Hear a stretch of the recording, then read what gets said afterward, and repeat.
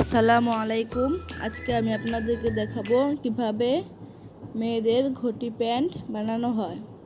তো প্রথমেই আমরা এইভাবে মাপ অনুযায়ী কাপড় নিয়ে দুইটা পার্ট করে নেব, দুই ভাঁজ করে কেটে নেব মাঝখানে।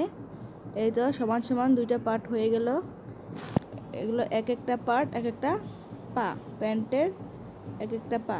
এই তো এবার হচ্ছে আমরা এভাবে কুচি দিয়ে দিয়ে একটু দেখিয়ে দিচ্ছি, এক পাশে এরকম কুচি হবে, ঠিক আছে। এরপরে আলাদা একটা পট্টি নিতে হবে, মানে পাইপিং যেটাকে বলে।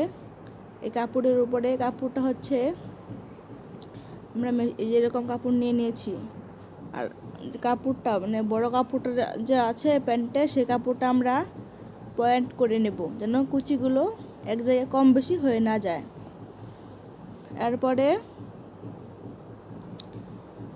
পট্টি যে আছে সেই পট্টিটাও ঠিক এরকম করে পয়েন্ট করে নেব, পয়েন্টে পয়েন্টে মিলিয়ে যেন কুচি দেওয়া যায় আর এক জায়গায় কম বেশি কুচি না হয়ে যায়। এরপরে আমরা বড় কাপড়টা যে আছে সেই কাপড়টা কিন্তু মানে বাউ পিঠ যেটা আছে, উল্টা পিঠ না, বাউ পিঠটা দিয়ে কুচি দেব। পট্টির উপরে রেখে দিলাম, এটা কিন্তু কাপড়ের বাউ পিঠ। এই তো এবার আমরা কুচি দিয়ে নেব।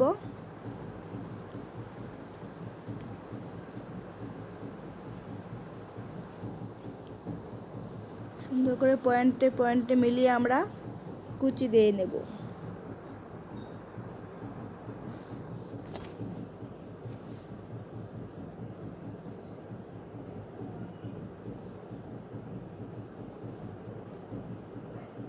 এবার হয়ে গেছে। এবার কাপড় ওই পাইপিনের যে কাপড়টা নিয়েছি সেই কাপড়টা উল্টিয়ে এভাবে সেলাই করে নেব। এভাবে করলে কাপড়টা যদি বাউ পিট করে কুচি দেওয়া হয় তাহলে পাইপিনের সেলাইটা সুন্দর হয়, অন্যথায় উল্টা করলে সেলাইটা একবার পাইপিনে পরে একবার প্যান্টের কাপড়ে পরে ওটা দেখতে খারাপ দেখা যায়। তো এইভাবে আমরা দুইটা পাই সেলাই করে নেব। মনোযোগ দিয়ে দেখেন তাহলেই পারবেন, খুবই সহজ। এই তো হয়ে গেছে আমাদের দুইটা পা। এবার আমরা প্যান্টের নিচে যে কলি দেওয়া হয় সেটা দেব। চার কোনা মানে চার কোনা করে একটা কাপড় কেটে নেব।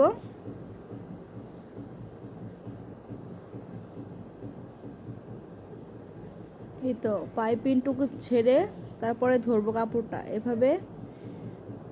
আমি কিন্তু প্যান্টের কাপড়ের নিচের দিকে কলিটা দিয়েছি। এবার সেলাই করে নেব।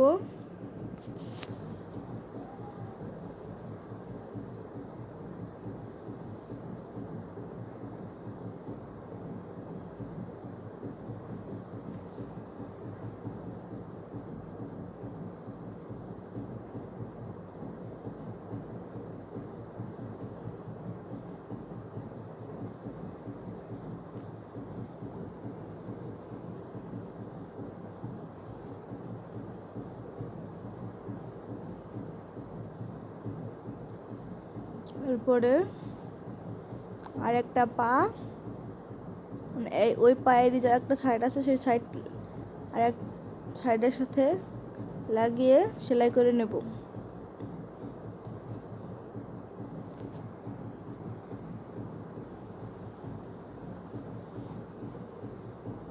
সুন্দর করে বসিয়ে নেবেন, এভাবে বসিয়ে সেলাই করে নেবেন।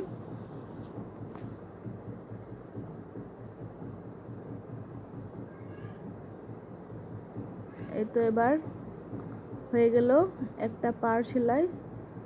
এখন দেখতেই পাচ্ছি যে এক সাইড হয়ে গেছে কলি লাগানো। এখন আর একটা পা লাগিয়ে নিয়েছি, এই যে কলি। এখন মানে কাজ শেষের দিকে কলি লাগানোর।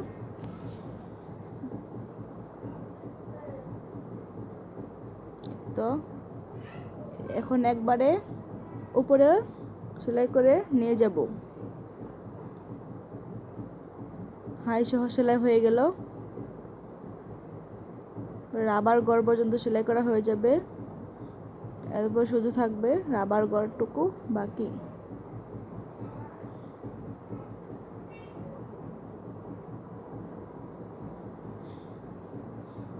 এখন রাবার গড় সেলাই করব উপরের দিক দিয়ে। এখানে কিন্তু চিকন করে রাবার গড় সেলাই করতে হবে, কারণ বাচ্চাদের ক্ষেত্রে আমরা একটা করে রাবার ইউজ করে থাকি, সেই জন্যে রাবার গড়টা 1/2 ইঞ্চি পরিমাণ চিকন হবে।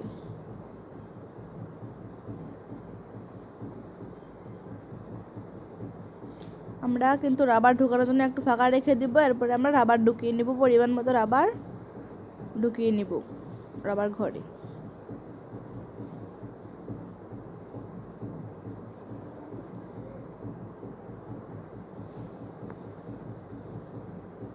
এই তো আমাদের রাবার ঢোকানোর কাজ শেষ।